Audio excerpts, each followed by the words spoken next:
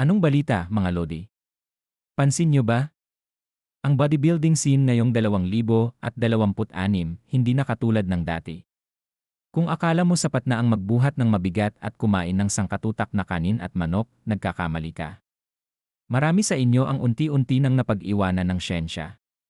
Dati, ang usapan lang ay kung gaano kalaki ang biceps mo.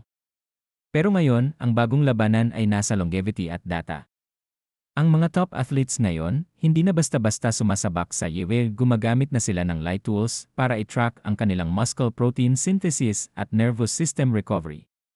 Hindi na cool ang basta bulky kung ang internal health mo naman ay bagsak. Ang trend ngayon? Smart lifting. Pinag-uusapan na ang peptides, biofeedback, at kung paano mananatiling muscular hanggang pagtanda. Dito marami ang nagkakamali.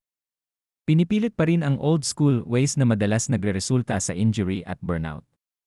Sa bilis ng impormasyon ngayon, ang taong hindi nag-a-adjust sa bagong technology at health protocols ay siguradong maiiwan sa kangkungan. Kaya ang hamon ko sa inyo, buksan ang isip.